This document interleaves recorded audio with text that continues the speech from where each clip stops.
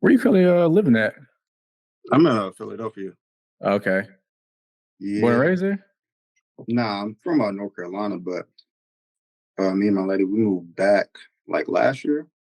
But I used to live here prior from like 2016 to 2019. Moved back to Charlotte for like 2 years and moved back up. So I've been bouncing around. Okay. Yeah. Okay. And you're in Cali, right? Nah, I'm in Texas. I'm from Cali though. Born and raised I was in Cali. Okay. Nah, I'm born and raised in the Bay, but I've been out here for like almost 2-3 years now. Okay. Dope. Houston or Austin? Austin. Nice. Let me just say this too. If at any point I just randomly get taken out of here, yeah, my computer been like restarting randomly. So like I don't know when to do it, but it's never done it recording. So let's not start today. We'll figure it out if it happens. We'll just pivot. Yeah. All right, man. It's your boy Kloth, and I'm back with another video, man. Look, if I'm not starting somewhere, I'm not going nowhere. And this is going to be another segment of Kloth Talk.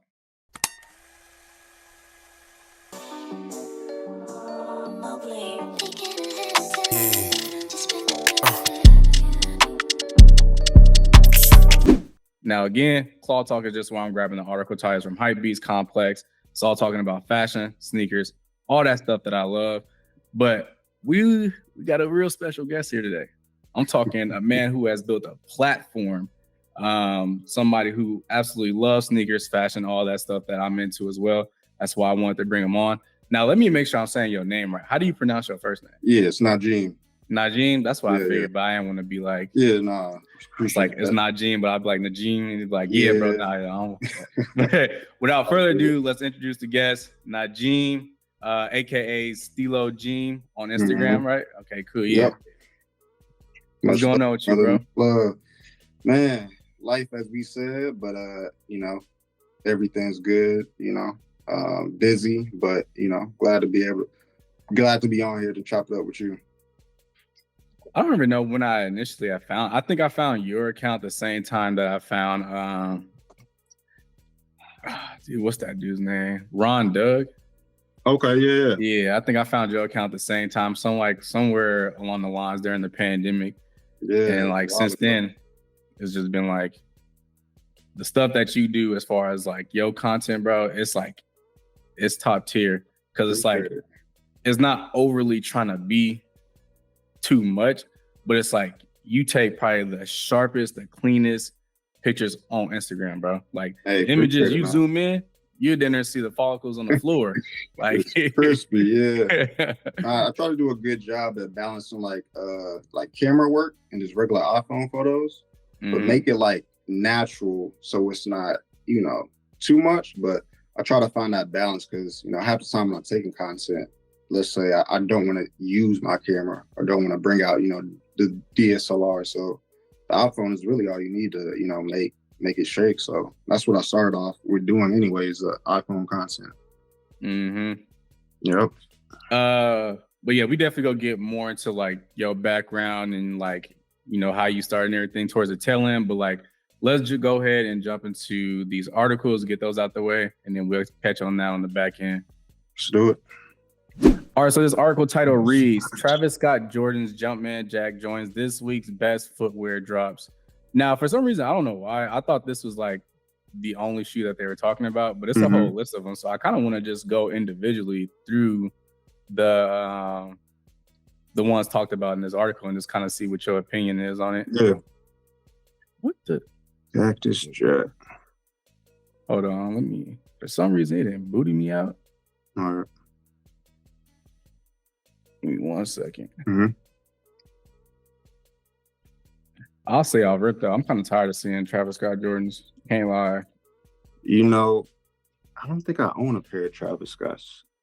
Actually, surprisingly, since I'm a big Jordan 1 fan, but there we go. Yeah, his stuff is it's cool for what it is, but it kind of just got super saturated. Like he had like that one collab, and then like it was like, oh, like these fire, but then it just started like he had another one and another one and another one. Yeah, which I'm like, I definitely want to get your opinion on that. Is there a point at which, let's say a Travis Scott, let's say like a Joe Freshgood, I always use these people as example. Is there a certain point where it's like, I kind of don't want to see anymore? Or is like, do you want to see something different? Like, you know what? Does it get to that point? That's good that you brought up Joe Freshgood, because honestly, with him in particular, like I want to see more from him just because I appreciate his storytelling abilities when it comes to the visual like marketing of it, and the shoes are fire too. For somebody like Travis though, I feel like he's been pumping out stuff for so long. I think he did like the Mac Attack joints and then this joint up here on the article. But to me, it's not like, if I'm buying a shoe or a collaboration, I like the storytelling, right? And with the Travis's, sometimes I don't get that. So it's like, I'm not drawn to purchasing a product if I don't like feel anything towards it. But I feel like if it's tastefully done, like, you know, whoever it is, like keep pumping them out. But if you just pumping stuff out into the market just for sales, then it's like I'm cool on it, you know? It kind of loses that aspect of, because I feel like his earlier, like the black and brown ones, then he had the white fragment pairs. Like I feel like those have more like, oh shoot, like he's dropping a shoe, like people's like they wanted it bad, buying it for crazy resale prices. Yeah. But like it seemed like now he just kind of just dropping stuff willy-nilly, and it's kind of like just sitting there now. People not it doesn't really have that same feeling unless it's like you're a diehard, you know, Travis fan. For sure. Yeah, no, I agree with that for sure. So let's start with these ones. Air Jordan 3 Georgia Peach. How you feeling about these? You know what? I like them for what they are. For me, like I don't wear, like I recently just got into 4s actually. So I like 1 through 6, right? But when it comes to like 3s, I like the OG one, so I want to go back and get the cement 3s, the original red 4s, infrared 6s, like all that, just like the first lineup of everything. I do like the off-white hit on the midsole, but they're pretty much similar to a lot of 3s that I've seen, you know, True Blues and what else, the Reimagine. So it's okay, you know. You remember that time period when everybody was aging their soles? Yeah, like everybody wanted that old rustic, like old vintage look to their outsoles. Yeah. That's kind of what it reminds me of. But like for me, 3 is just like they're too bulky on the out, like on the sides for me. So I never really rocked 3s, even though I have a pair when I did my sneakers app deal, and they gave me that pair, and I'm like, of course I'm gonna keep that pair because like it has that sentiment to it. But I'm not really a big fan of 3s just because of the shape of it. It's just like, it's like a boat almost. Yeah, they bulky. I never tried one on, honestly. I want to see how they fit on me, but the first 3s I'm gonna get the cement 3s, you know, OGs. Air Force Ones. What you thinking? Is this collab or is this just something? I think it's definitely not. I don't know if it's a collab with a Susha platform. It just seems like it's something that it's not a collab, but it's more so like a sneaker that they're it was like a sneaker they were working on, like building a package around and stuff. Got it. I don't know how to feel about these, bro. Hey, remind me, the people who used to wear sneakers to prom, I feel like this would be a great shoe for like that. A Lux shoe. Yeah, like it got like that real glossy top, like you could pair with a suit and like you still want to be casual on the bottom. That's what it kind of reminded me of. I could see that. It looked like patent leather. Yeah. The creasing will probably be crazy on these. But yeah, I'm good. You know, with these sneakers in general, right? Like for me, like as a stylist, I can put together something with them, but I'm not gonna go out my way to purchase them. You know what I mean? But I feel like this would be more like a challenge. Like, I wonder if I could style those, and then you get them, and then you never wear them again. It's like, oh, I remember I got those. Like, yeah, I could see him dressed up though, like, you know, in a suit or something, you know. But I won't go on my way to purchase them.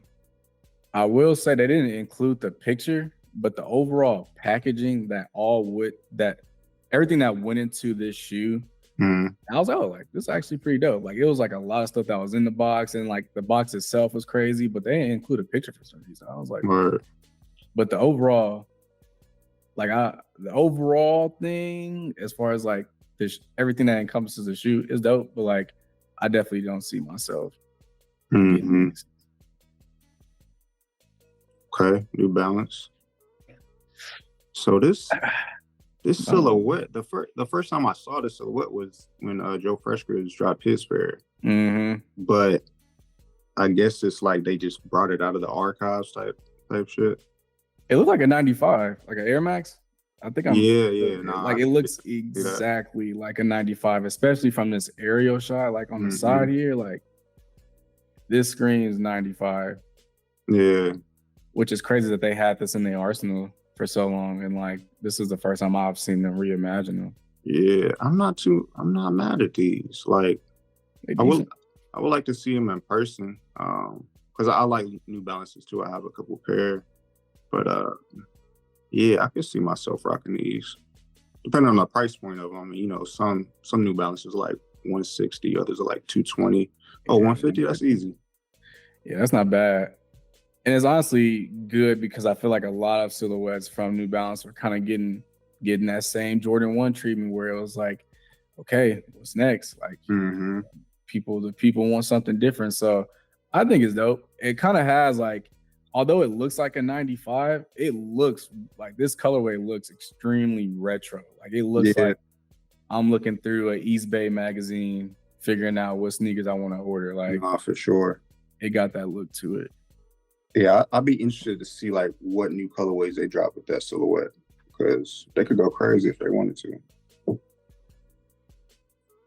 Dunk SBs. Are you a fan of SBs? Do you own any SBs?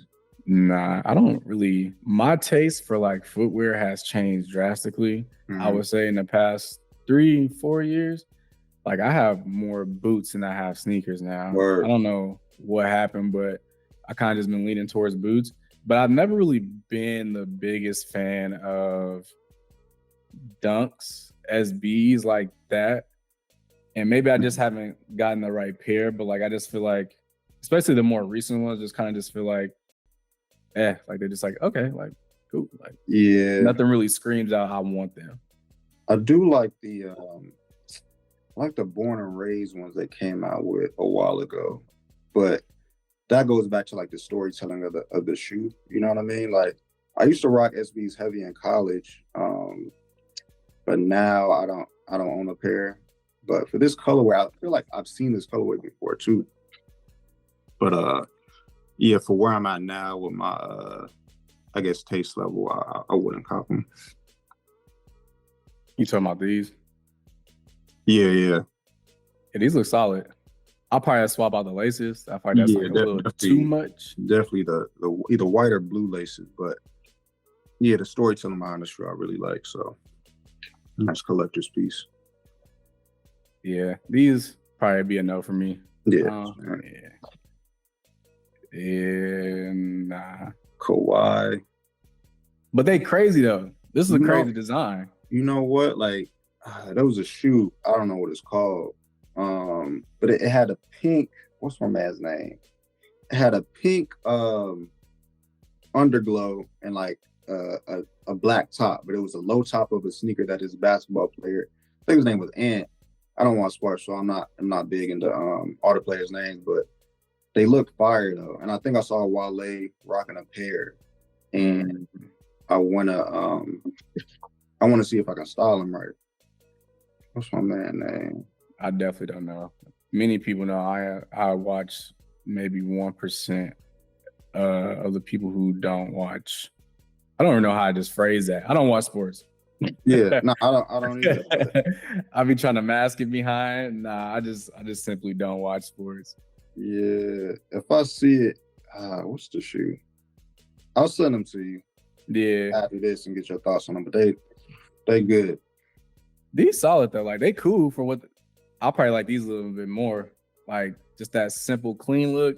Like the pink ones, it's like those are crazy. Like, then you bring them back down to earth, and it's like, okay, like I can actually see people rocking these. Yeah.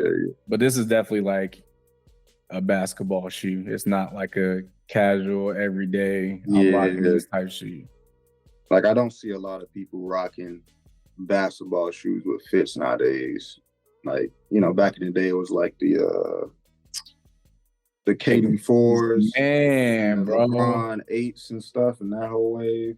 And that fit where it'd be like a polo shirt, it'd be some khaki shorts or some cargo pants, tan preferably. If you have the camo ones, you cool. And then it'd be like some KD4s. It's like, bro, where were we with a denim jacket and a snapback? Nike Elite socks. Yeah, Mitchell and that snaps. Yeah, man. That was a time for sure. It's crazy now because like kids in high school be wearing like Lanvin and denim tears. You know what I'm saying? Bro. Like, bro, I didn't have it like that, bro. I was rocking Converse and Vans and bro, when they start doing double elite socks, I knew I was broke. I knew my mom wasn't making that much money when people start rocking the double elites. You know what's crazy? I couldn't get on that wave even back then. And back then I wasn't even into fashion like that, but it was like I couldn't do I couldn't do elite socks, period, honestly. They was thick as hell. Yeah. I don't know, bro. That was the high school flex for sure. That was the people who couldn't get their right size in the sneaker, but they still wanted to buy them, so they had to double up the socks. Double up, yep. I've been there. These are Rihanna joints, and it's a no for me. I think what the issue is when she announced that she was working with Puma, and then they have this not this collab, but they have this shoe coming out. It's like nothing has changed about this. This has been like the standard look for her signature shoe or whatever the case may be for Puma. Like, it's always just a colorway. Like, I know she did the thing where like she had like the satin laces right here, which that was kind of different, but like this look is like every single thing that she drops, and it's kind of like, okay, like I wonder how sales are doing too, because I don't see people wearing these out, you know. No. And I was gonna say, like, you know, they may look better on females, but I don't even see females in them. So, but she keep pumping them out, so it's like sales got to be decent if they keep dropping. Nah, this is definitely a woman's shoe for sure. Which would be crazy because like if they kind of like bulked it up a little bit, I could see more dudes maybe get into it. But I feel like her shoes are for the people who are like Beyonce fans, where like they're gonna buy whatever she puts out just because like that's who her audience is. Like she knows who the people. What the hell was that? Something just flew by. My word. But nah, these ain't it. We talked about those. The New Balance 2002R. I remember when they brought these back and they had the protection pack. Yeah. Everybody and their mama wanted a pair of the protection packs. Bro, everybody. I just bought them recently because I couldn't get them when they first released because they were expensive. But I just got them from StockX like last week. Which ones you get? The gray ones or the black joints?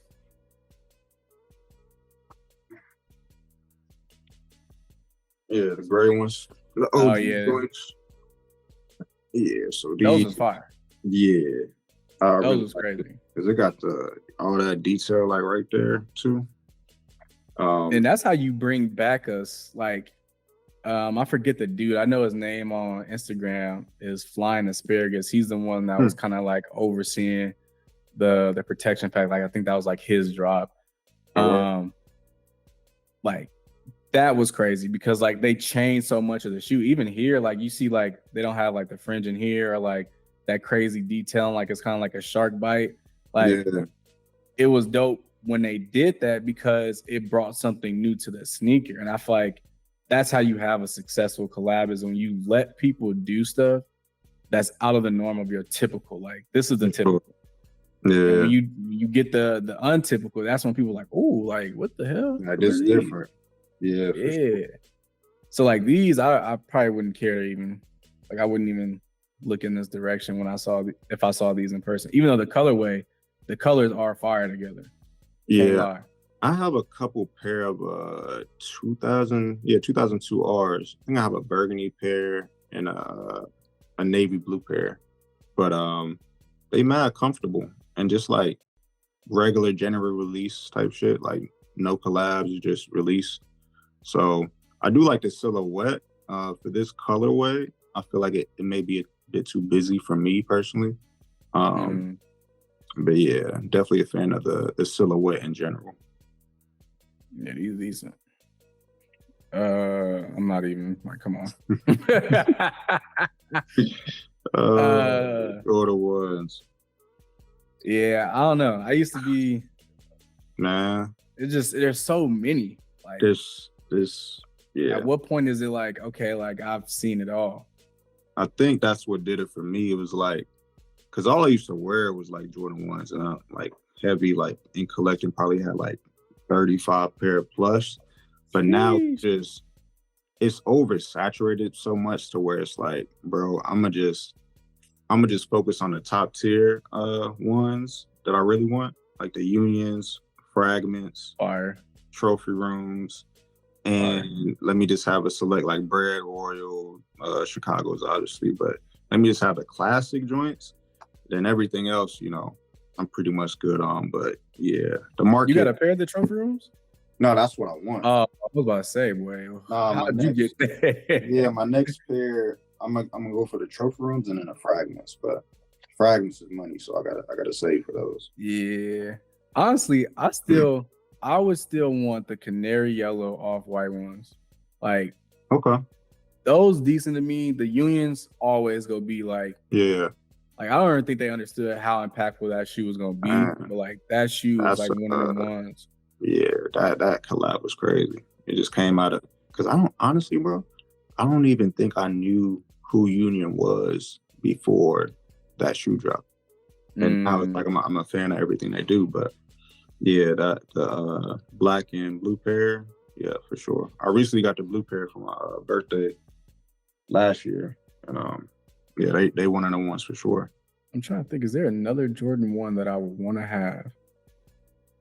And I really, maybe like the OG off-whites, like the Chicago's, like maybe those are decent as well. But like, yeah, there's only so many that I would be like, yeah, I'm about to actually spend some money on these. And these right here, and nah, these good. Yeah, you know, maybe like a couple years ago when the oversaturation wasn't as present, you know, I probably could see myself picking these up, but nowadays, yeah, my mind is different. And maybe that's what sneakers need. Cause it was annoying when they were so hyped and you couldn't get them anywhere, and you're like basically bound to buy them from somebody who wants to resell them for fucking $200, $300 plus. It's like, that don't really make sense. So maybe like them oversaturating it is kind of like resetting the access to sneakers, if that makes sense. Like a silver lining in all of the craziness. Because there's so many now, so it's hard to be like, we're gonna basically have a market where we can resell them, like all of them for the like same price. I'm pretty sure the resale market for these 3-4 years ago would probably be a little bit higher, but like today, like now they under retail, they're going for under. Interesting. Yeah, that's a no on these. That was it. Yeah, the best shoe of this lineup really is probably, I would say the New Balances for sure. Yeah, definitely. I'm with that for sure. But let's jump into the next article. TikTok ban. All right, so this article title reads: President Biden signs TikTok ban or sell bill. Are you on TikTok? I'm on TikTok. Yeah. Are you actively on it? I recently got more active between this year and last year. So luckily, like I've been able to get some good traction and, you know, some minor brand deals here and there. So, and I'm about to reach like 20K, which is great. But, you know, obviously all this stuff in the news, it's like, all right, where is it really gonna go? You know, like, compared to Instagram, like that's where like my main audience is. But you still there? There we go. Like I mentioned, minor difficulties there. But you said you was reaching 20K on TikTok? Yeah, I'm at like 19.9 now. So oh man, you basically there. Yeah. So I don't want them to do anything to TikTok. But we'll see what the powers may be have in store. Yeah, I never got into it. And like, I don't know, like I know it's like I used to think like maybe it's like an age thing where like maybe I don't want to like be on TikTok because like I saw it as like a kid thing. Yeah. But then I overcame that and I started posting on TikTok. But then like it got to a point where like it was TikTok, Twitter, Threads, Instagram, YouTube. And it's like I commend anybody who's able to post on all those social platforms by themselves. But like after a while, I feel like I'm over consuming, and I never wanted to be like too entrenched in social media. Yeah, I want to create a platform, but like having all those apps gives me like a mental headache. So like I feel you. It's a lot of information, and for me, it's like you have to have a good balance. And I try to create more than I consume, which you try, but even like watching TV and watching shows, it's like you still consume my content. So I try to have a good balance. But I was the same way with TikTok, and specifically like when it first popped off, I was like, yeah, I'm good. Like I would like, because my lady, she would get on TikTok and I would make fun of her, calling her like a TikToker and stuff.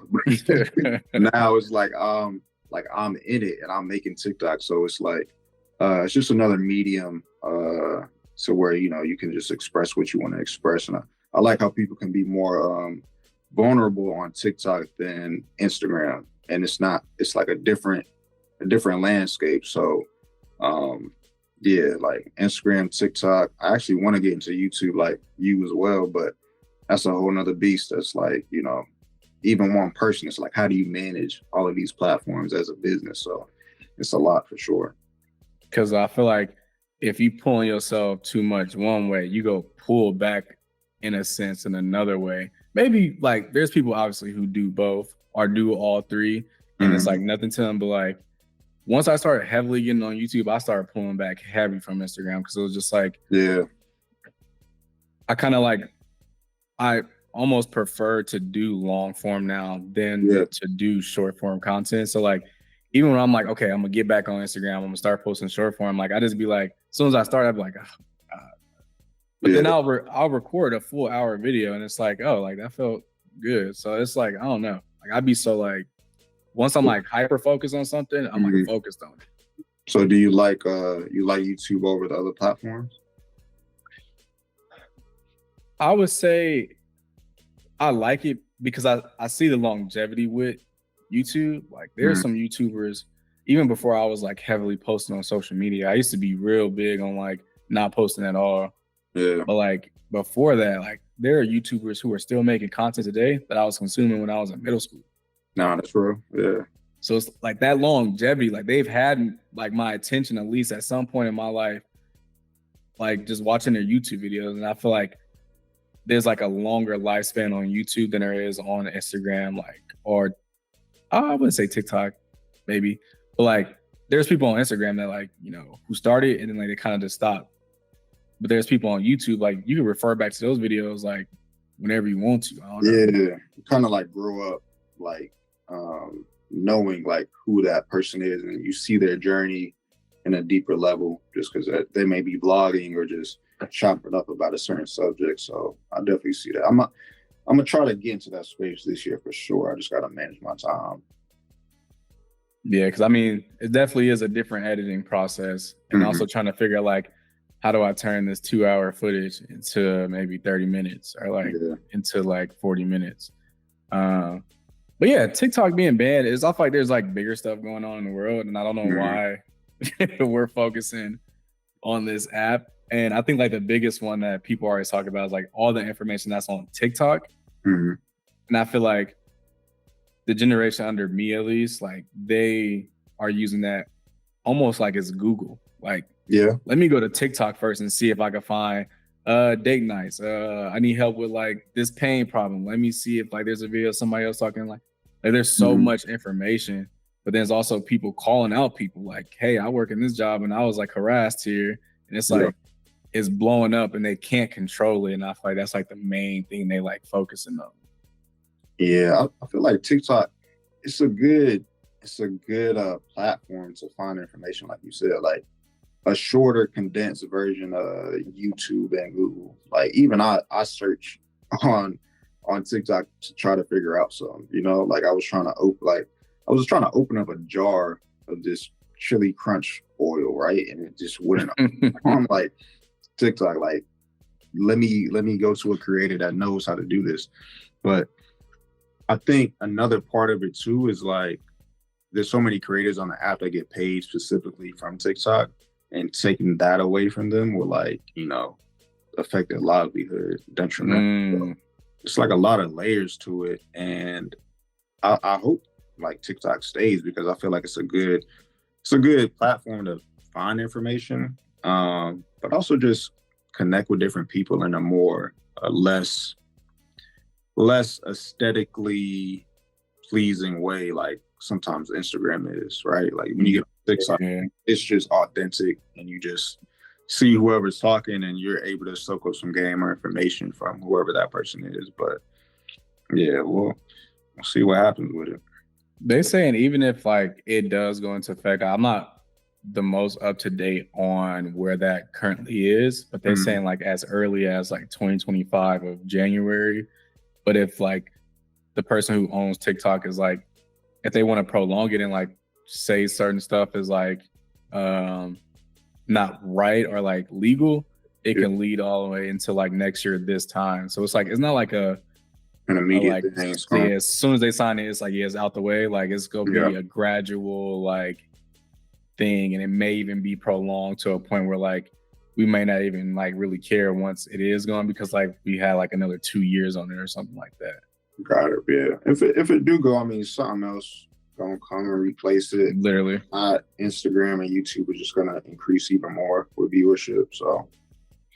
But I didn't think about that part though, like people exclusively getting paid on there. Like that is like and not even just like exclusively getting paid if you're a creator, but like some people control or run other people's accounts. So like there's like another layer under that too. So yeah, it's a real tricky thing going on. Yeah, man. It's out of my hands, you know. Yeah. God gonna do what he do with it, and everybody else is gonna follow suit. But let's get into the next article. I don't even think I said the full word article there. That's a solid brand. They got some real good stuff behind them. Yeah. Thisisneverthat and Budweiser popped the top on new capsule.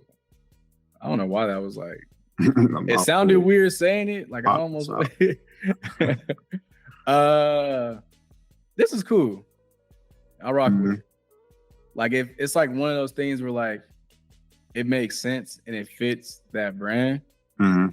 It's not overly logoed. It's not like if they would have did like a monogram of just like their logo with Budweiser in the back, like it'd been like kind of reminds me of like old Supreme stuff that used to just flop. But like this is actually solid. It's real clean, nothing too over the top, straight to the point. Simple collab.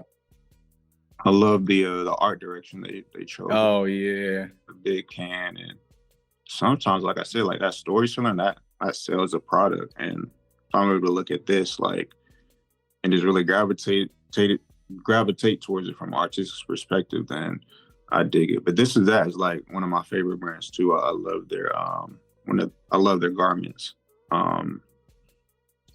They also had a fire New Balance collab, which I'm still to this day trying to find those somewhere online. Yeah. You a beer drinker? Marketer. Yeah, I do drink beer. I don't drink Budweiser. I drink what I drink. Mostly Sapporos and Blue Moons, like wheat ales. Blue Moon go crazy with a little orange with. Okay. You know what I'm saying? Refreshing tip. Yeah. I'm like a Stella or like a Heineken. or a Dos Equis. Like that's like my vibe. Okay.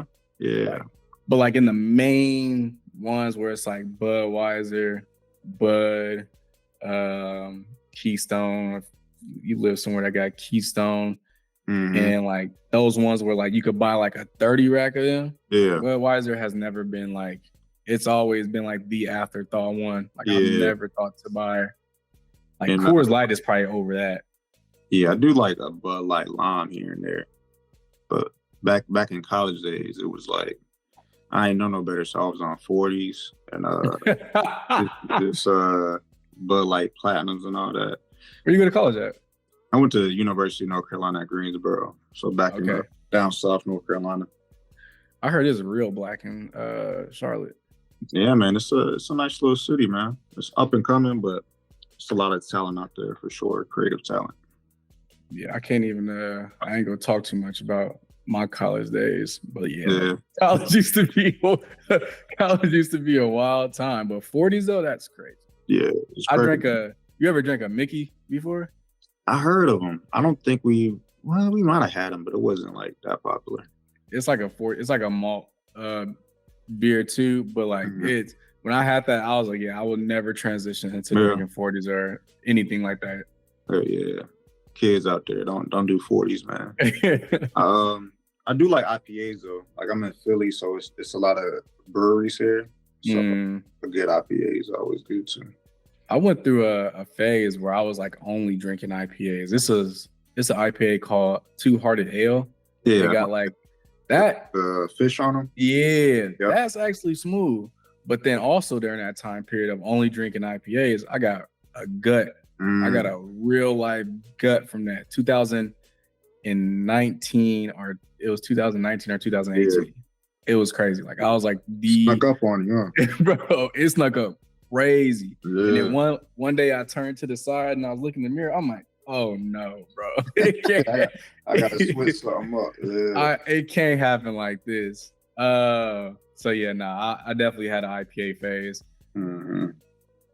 But yeah, this is cool. I rock with this. This is a solid collab. And again, it's not like I'm sure it's not gonna generate crazy money, but like you said, the art direction, the overall like garments themselves, like they look like you can actually wear this and it doesn't have to be cycled out because it's overly, branded or anything. Branded over logos. And it looked like something that's honestly like the way I'm looking at the pictures, it looks like effortless. They don't look like they're trying to force this collab down your throat. It's just like, hey, this is just a collab. If you choose to get it, you choose to get it, and be a fan of the brand type. But that case ain't too bad either. I'm not really a fan of having like a case that's like has stuff on it, but like it's not bad of a case. A little subtle hit, yeah. And I'm sure it's not even like, they have this article in Hypebeast, but I'm sure I can find this and it'll still be a very decent price. I might.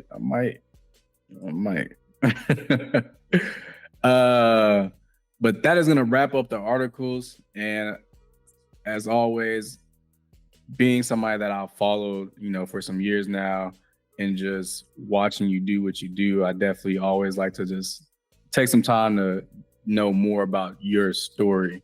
So the first question that I have for you is, how did you get started? Like, what was like that moment where you was like, because I had a moment when I started making content where I was like, wait, this can be more than what is more than just me posting pictures. Like, this can be something. So like, take me back to that moment for you. Yeah, so it started for me in college, really, because my major, I did retail and consumer studies. So I was always studying the industry. And then I bought my first camera. It was like a Nikon D52 or 300, something like that. And I really just did it out of love for just creating photographs first. And like back then it was like heavy streetwear. So I would just take pictures of my fits. This was back in like 2014, 2015. So it was a good little minute ago. So I just did it out of love and a passion. And, coming from Greensboro, it's a small town. So it's like, it's not Philly, it's not New York, it's not Cali, it's not Austin. It's like, so for me to, just have the foresight to be like, I just like what I'm doing. Let me figure out, let me go to this location, let me shoot, and let me just get creative with it was a real blessing to me, because I'm thankful that I did it from that standpoint first, out of love, versus just being like, oh, this can generate me a certain amount of money. Let me just go after the bag. So yeah, it started back in college, and then I just kept doing it. Like even in my corporate career, I used to work at Urban Outfitters as a stylist, and I would be on sets and styling models, and during my lunch breaks, I would just go out and like shoot my own content, or like on the weekends I would use the studio to shoot my own content. So I would just always be in a space of creativeness, and my peers, they were all in that same they had the same interests as me as well, so it was easy just to link up and shoot photos, create videos here. So yeah, it's been a journey, but I would say for me it started like back in college, just taking photographs with the camera.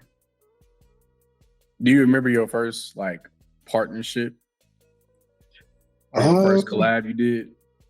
You know what?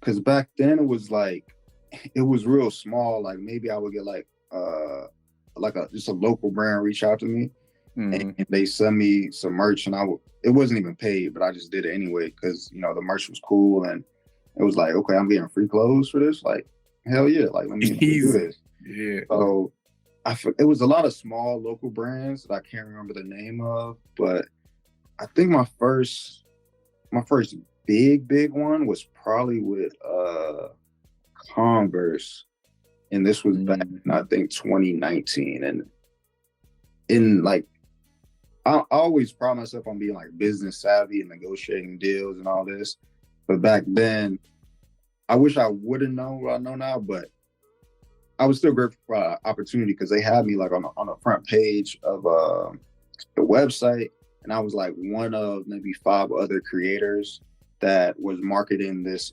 specific shoe. And it was big because it was like a global campaign, but going into it, I didn't really know that. I just didn't do my research on the deliverables of the contracts and all that. But I think that was like my first big like check at the time, and I was like, yeah, like I'm gonna keep rocking with this. And it got to a point to where like I always knew like I wanted to do it full time, but financially it didn't make sense. But once it got to a place where it was like, all right, if I can make enough to like pay my rent, pay bills, and still have some cash left over, and once it got closer to like the salary I was making at my corporate job, I was like, yeah, like let me just take a leap of faith and just go all out with it. So luckily, by God's grace, I was able to do that in 2021, and I just kept rocking with it ever since. Nah, that's solid, bro. I think that is like the ultimate plan for anybody that's like wanting to do content creation. If you could do it for a living, it's like, and I think people get the misconception that it's easy, but like that takes legit work. Like that takes legit work, time, like sacrifice, and not even in a sense of sacrifice, like saying like it's harder than like other jobs, but it's like the same work that you'll put in like at a corporate job, you have to put into like market yourself and make yourself marketable. Like that is like a real life job. So like I commend you on that, bro. Appreciate it, brother. Yeah, for sure. Like it is like like even though like I'm full time in what I'm doing right now, it's like you just have to manage so much stuff. You know what I mean? And even when we were talking about the YouTube space, and I'm like, man, I want to get into it, but that's a whole nother beast because managing Instagram, TikTok, and just life in general, like it's a lot which people don't always think about, but I'm grateful for it all nonetheless. Yeah. You hit on a lot of points and just like what you were saying on like questions I have later. So I almost want to just jump into a later question that I have that you brought up is like,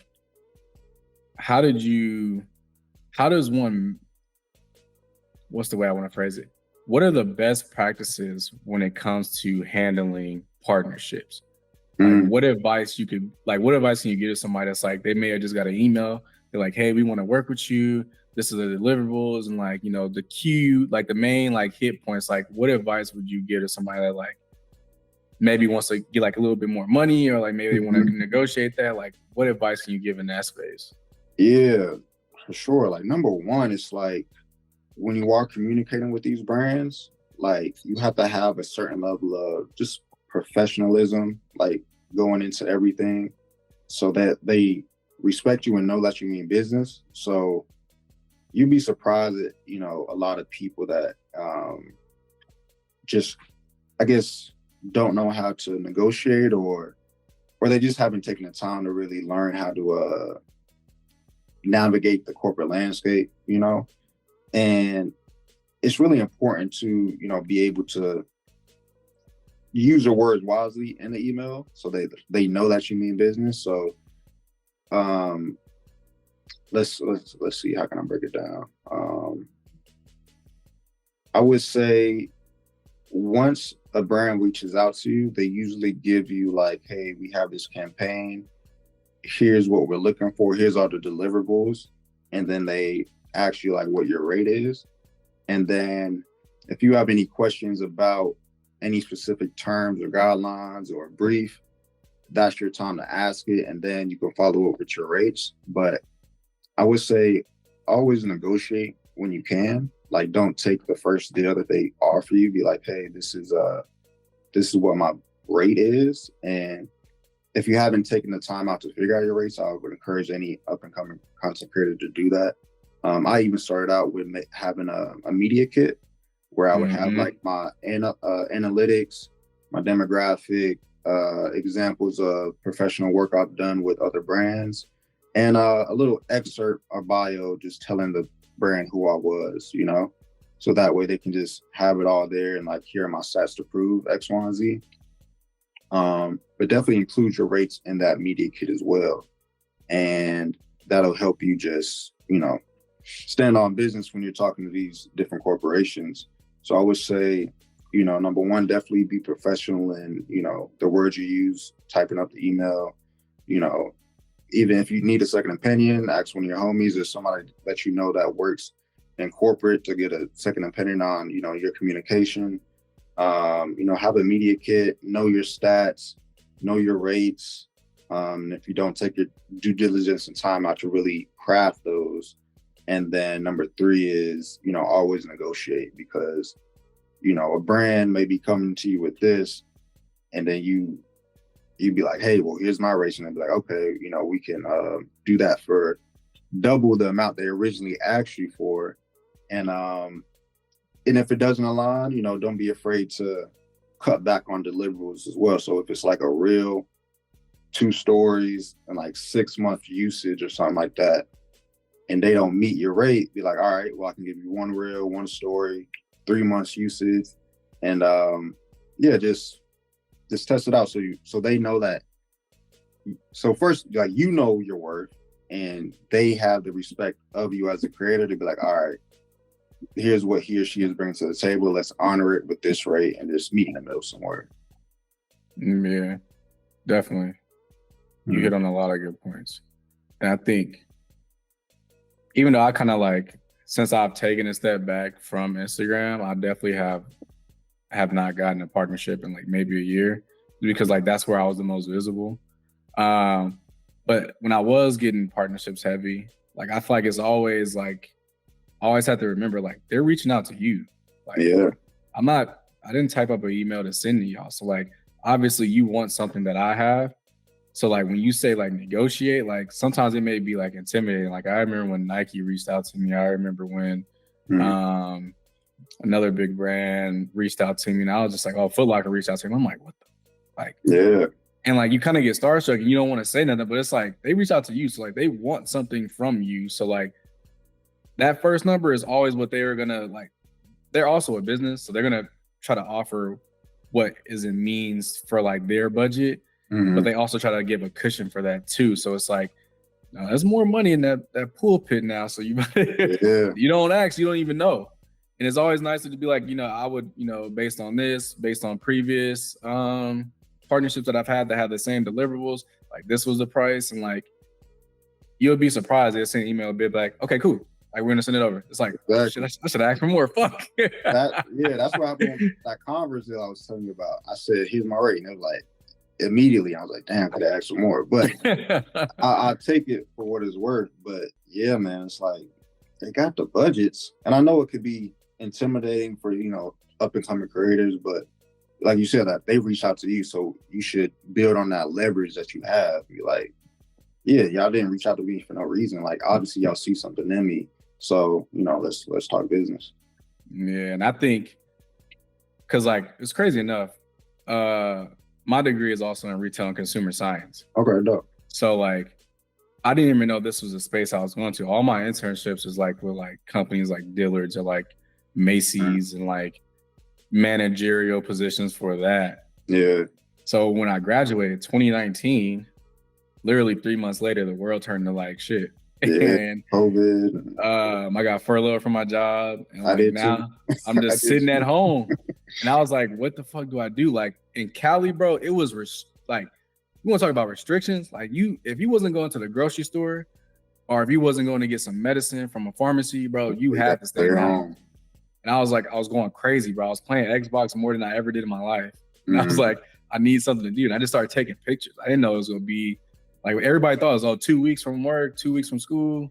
It ended up turning into like 8, 9, 10 months. Yeah. I just started posting. And like, it wasn't like a thing where I was like, oh, I'm about to make money off this. Like I didn't get my first partnership after posting until like 5 months down the line. And I got $100. I was like, somebody just paid me $100 just to post. Mm-hmm. Oh yeah, nah. That was my moment. I was like, oh no, this is different. This is different.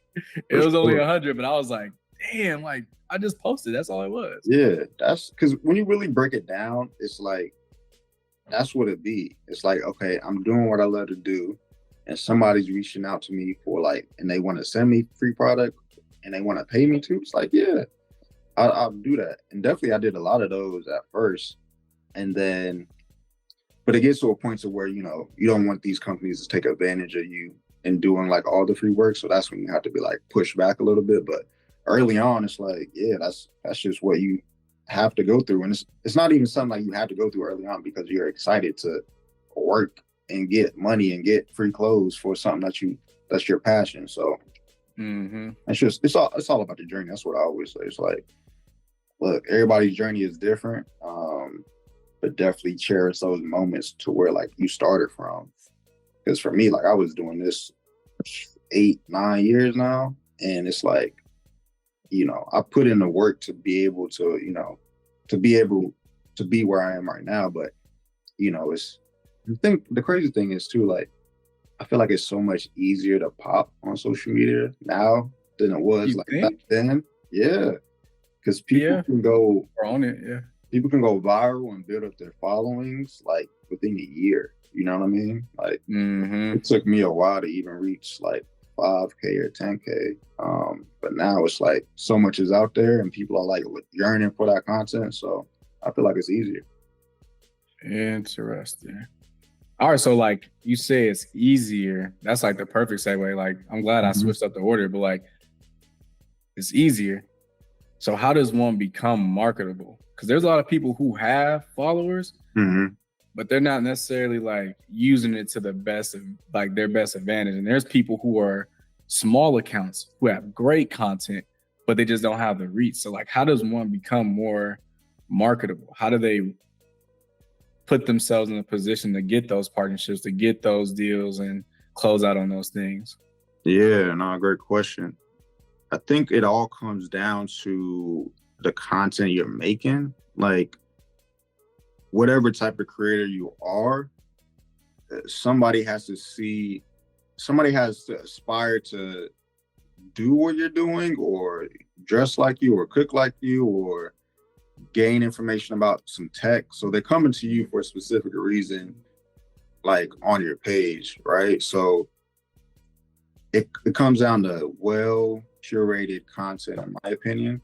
So like when I go to your page, like I know like I can go to you for like fashion inspiration and you're going to be talking about X, Y, and Z. And that's why I follow this person. So it has to be as clear as possible to like a brand and to a viewer when they're going on your page and they know, okay, I follow him or her because she provides me with this value. You know what I mean? So I would say it starts at content and then just being consistent with it. But the same stuff that a person consumes, whether it's a commercial or an ad or a reel, like if I'm looking at somebody's page and they're getting paid for an ad for my brand, it's like, okay, how do I take that and do it in my way? And that's kind of how you have to think sometimes, because it's like if you're just posting pictures with no like aesthetic or reason or no value, then it's like a brand isn't gonna want to reach out to you to book you for something. So I would just try to frame it in that way. But it all comes down to content for me. Like, you know, if you search some of your top favorite creators, save some inspiration for them, and then try to emulate that in your own way, shape or form. And then, you know, that'll help you build your audience and, you know, be marketable to the brands out there. Yeah. I feel like it's like, you know, when I started, there was like a lot of people starting because like it was a pandemic. People were making accounts, you know, posting their fits and stuff. But I feel like now it's even more accounts. There's even more people. There's like, and if I can't go to your page and know I'm on your page, and I can't tell the difference from your page and like another page, it's like maybe that's like the sign that you're like just trying to follow a trend. Like, because most of the people I follow, like I know when I'm on their page. Yeah. Like the Jew Joiners, your page. Like the first thing that I mentioned when we got on the call is like the level of like clean, crisp images you put out. Nobody else is like, there's people putting it out, but there's not many. So like I know when I'm on your page, I know when I'm like on these other people's pages because they have like that one thing that's like them. So I definitely agree with like, you know, figure out what it is and what lane you want to go into. Cause like there's so many different pockets. There's like the people who are really educated on like, you know, fashion history. And like people go to them for fashion history. People go to, you know, certain people just because like they give tips on how to edit their photos, but like they like mainly post fashion content. So like finding that pocket where you are is way better than just following the trend, because those trends will go die out. You don't know when the next trend go pop off. You don't know, like if you only wait for trends, you never go push past it because you always have to wait for somebody to create it. If that makes sense. I definitely agree on like making yourself stand out is like the best way to kind of like push you forward. Yeah, for sure. And just at the end of the day, like social media is just an extension of who you are. It's not like all of you, right? So for me, it's like I just post like what I'm passionate about, and probably not even all my passions, but I focus on a sector that people can come to if they want to be inspired or know what I have on. So like for anybody out there, it's like, all right, find something that you're passionate about, what you're interested in, and try your best to make engaging content just out of it. Like at the end of the day, it's like, all right, who are you as a person, and how can you showcase some of that interest or skill set or passion into social media so you can market yourself better. Nah, facts.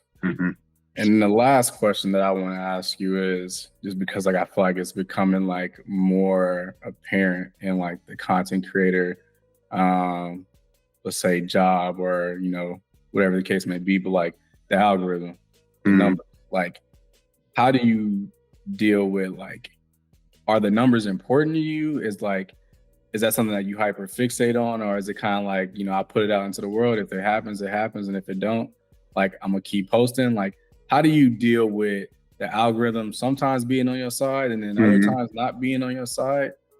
Like, how do you kind of like, what's your process on it?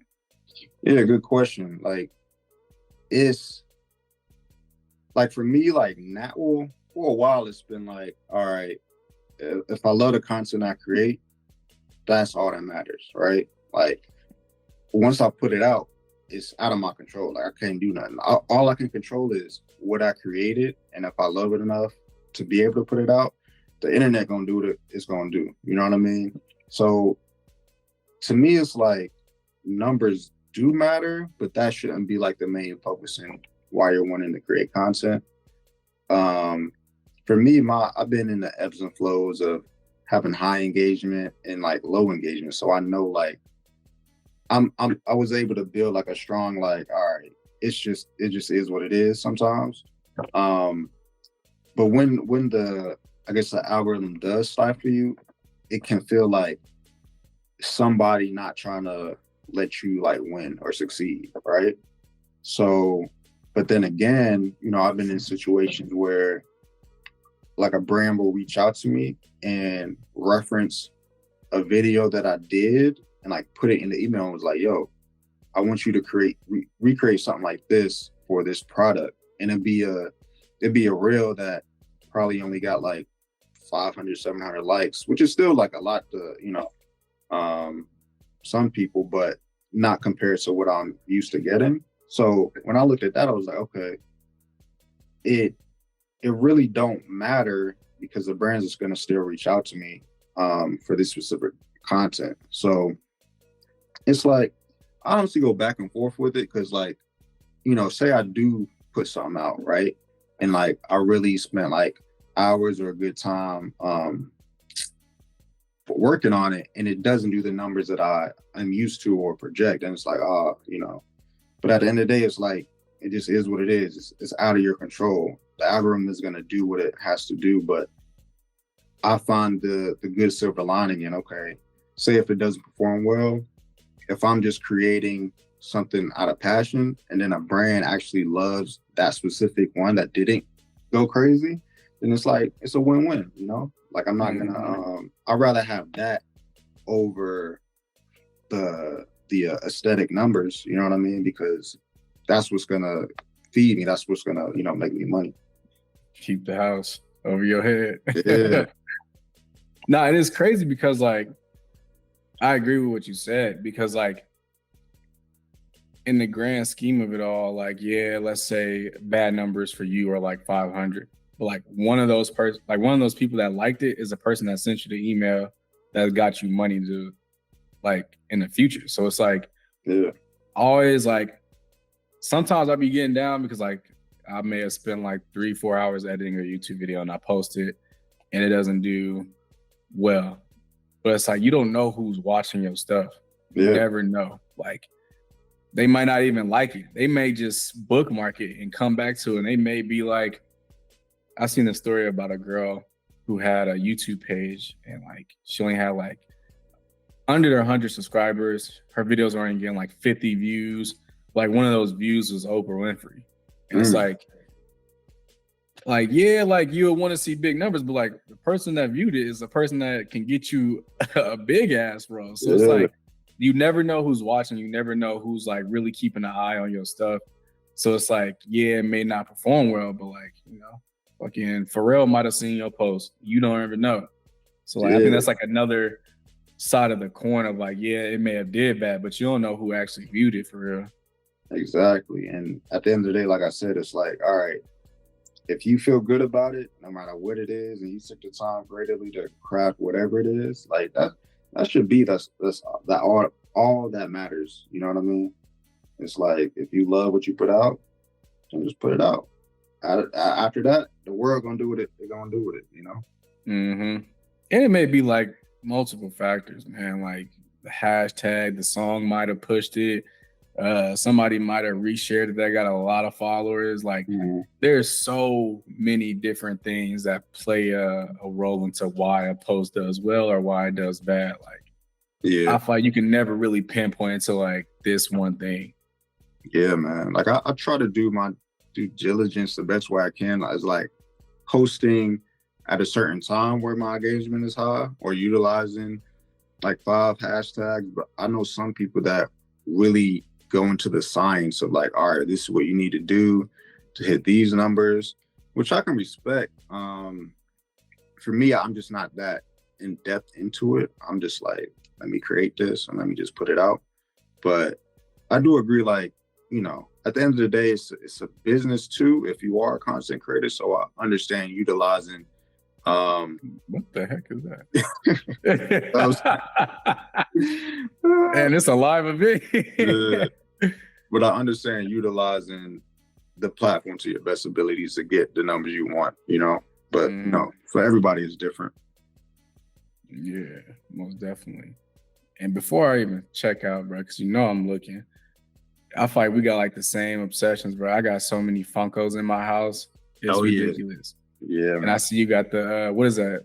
Is that Dragon Ball Z mangas or is that videos? So that's the whole first volume of DBZ, and then a few just anime pops over there. I had to slow down because I was buying a lot and I hadn't had no room for it. But I got a few on my little bookshelf here.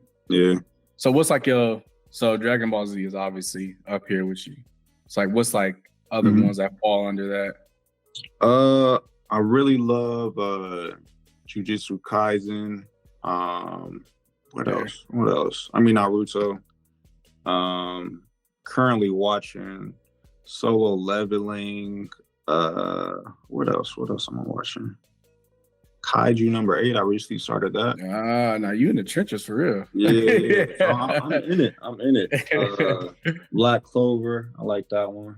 But my favorite one as of recent is definitely JJK.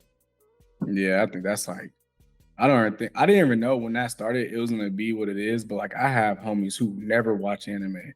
Yeah. They like, bro, that JJK. I'm like, I ain't never heard you mention no JJK. I mean, I ain't never heard you mention no anime before, but yeah, JJK bringing people together for sure. That's one of the ones. Yeah. You have a favorite you like? Oh, it's One Piece. Without a doubt. Oh, okay. Without a doubt.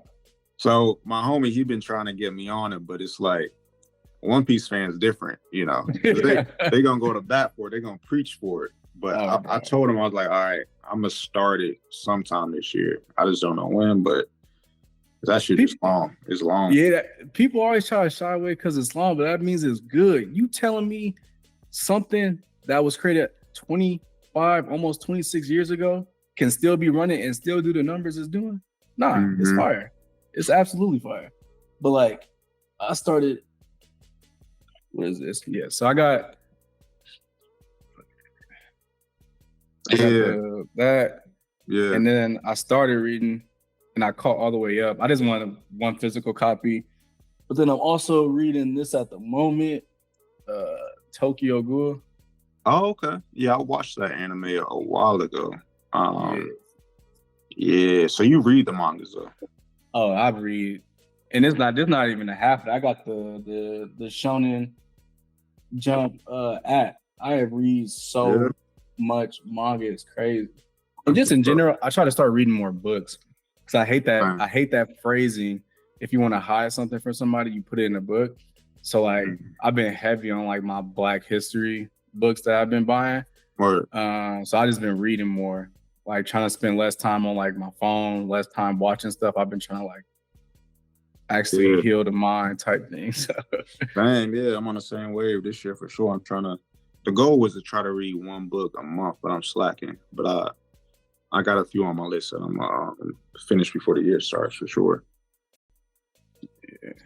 But yeah, bro, I definitely appreciate you taking the time. I know like this is it was almost like a full hour and some change. Like, so I appreciate you taking the time and just even chop it up. And it's crazy because like I always mention this, the people I've been having on, like for the most part, I've been following them for years. Also, like we've never actually had a conversation before, like video or never spoke. Like it's been like either through DMs or through comments. So it's crazy just to like meet people from social media and be like, oh yeah, they're actually cool. Like they cool as hell. Dope. Yeah, we've been following each other for a minute. And I saw the recent one you did with Ralph and Junebug too. Similar, like I never, like it just always used to be love through social media, but it's dope to have like meet and have a conversation and just chop it up. So yeah, appreciate you for having me. I'll see it. It's a fly in here. I know I wasn't tripping. Without further ado, like I always do, I catch y'all on the next one. Peace. But I love the way you work it. Ay, I love the way you work it for